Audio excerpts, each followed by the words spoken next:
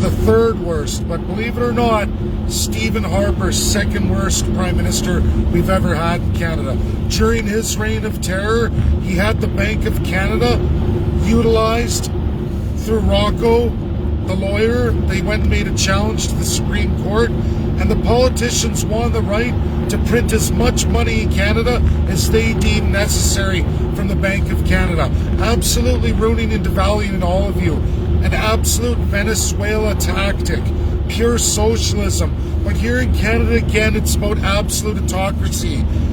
The filthy Stephen Harper has taken my big C, small c constitutionalism, and he's incorporated his big C, little c conservatism. Conservatives across Canada, don't be fooled by filthy Stephen Harper, the absolute worst borrowing prime minister besides the new record holder Justin Trudeau. There's no difference between the platform of Erin O'Toole and Justin Trudeau. If you think somehow this atrocious borrowing is going to go away with conservatism, no, you're embracing more and more socialism. That's what's happening here. Absolute autocratic power of the crown. There is no such thing as big C, little c conservative. Every expert in the world will tell you, absolutely, the big C, little c is for constitutionalism.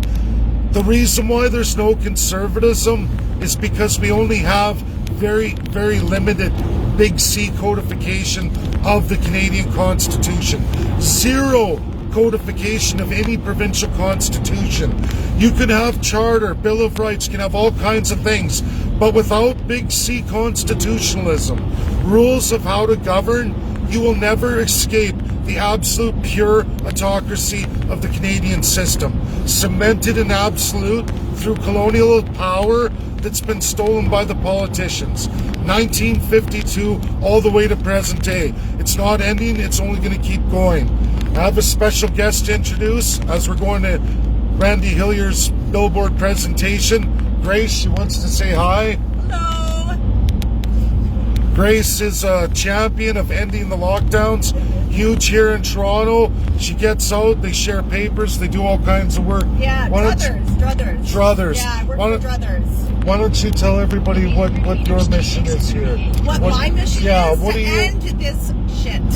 End I want the it to lockdowns. stop. Yeah, I just want it all to stop. It's enough. And especially mental health. Mental health is huge right now. People are drinking themselves into an oblivion. They can have their alcohol delivered, no problem. Alcohol is essential. Think about that. It's ridiculous. It was interesting. I'm learning Toronto law as it applies, and it's different here. It's the only province that doesn't swear the Crown Oath for lawyers, and it also limits the ability of lawyers to practice from around Canada, as I learned from a friend of mine who actually got arrested last week and locked up. But Grace, you were talking about marijuana. Did you want to get into that and how? Oh, what you're talking? The marijuana commercial we heard? Yeah. The marijuana commercials. Now they're pushing to talk to your children about cannabis. How to talk to your children about cannabis, and go to government.org. And meanwhile, there's tons of propaganda pushing you to vaccinate your children, to put this poison into their bloodstream. And their concern is talking to your kids about cannabis. You're better off telling your children to smoke cannabis than to get injected with that poison. Seriously. You know what I find funny, Grace, is that they push for legalization and then they're talking about responsibility of drug use. Yeah, they're such hypocrites. Alcohol's a lot different here too compared to the rest of the provinces. How so? Well, you can get off sales almost everywhere. Buy beer in any store, really. Like it's. Oh yeah. You know, it's a lot different here than it is for the rest of Canada. A lot of us are seeing it. Yeah. Yeah. And they talk about all these abuses, but yet they make everything so readily available. Exactly. I've never seen drugstores in any capacity. Like, even in Alberta, we don't have that capacity of drug administration like they do here. It's different, way different. But anyways, everybody, we're going to say sayonara. Peace. This is Grace. You'll see her on a few of my events. As I learn all these groups, we talk about civil rights. That's what we're going to try and do. Educate. Thanks, you guys. All have a good day. Yeah. We got to deprogram people. That's right. Yeah. Okay. We're all going to talk soon. I'm going to shoot a live here right away when we get there, look at the billboard, meet everybody, talk to Randy. There's a pastor I want to talk to there, as well as there's a nurse. And I look at vaccinations as what's provable, what's there. I got publications from Harvard, how many people were actually administered a vaccine in the trials. A really, really low number when you look at how many people are going to vaccinate. There's a lot of problems, as we saw with AstraZeneca. It's shocking, really, that our governments behave this way, but that's the reality of the absolute embedded colonialism in our very limited federal constitution that's codified. And again, everybody, there's zero codification of the provinces, zero. No other democratic countries run like this. This about Stephen Harper, he's talking about big C, little c conservative. He's an absolute pure autocrat. He did so many reforms, just like Venezuela.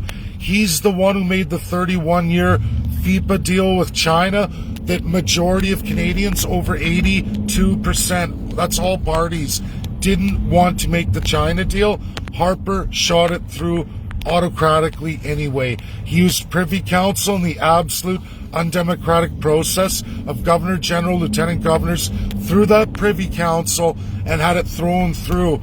And the appointed Senate didn't shoot it down. They absolutely approved it.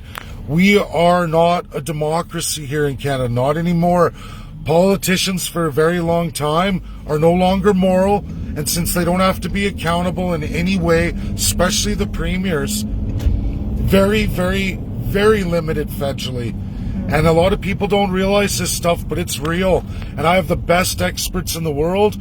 Grace is going to come on. We're going to get her in for the 3 days next week, which I'll be posting. 3 days of events that have to do with Toronto independence. A lot of Torontonians don't even know this is happening, but it is, and I'm going to be publishing that. World credible experts, best experts in Ontario and all of Canada, as well as a whole bunch of municipal mayors and other politicians who did run for Toronto and Montreal independence in the day. All right. Okay, guys, we're here. We're going to let you go. Thanks. I'll do another live in a few minutes. Say bye. Bye.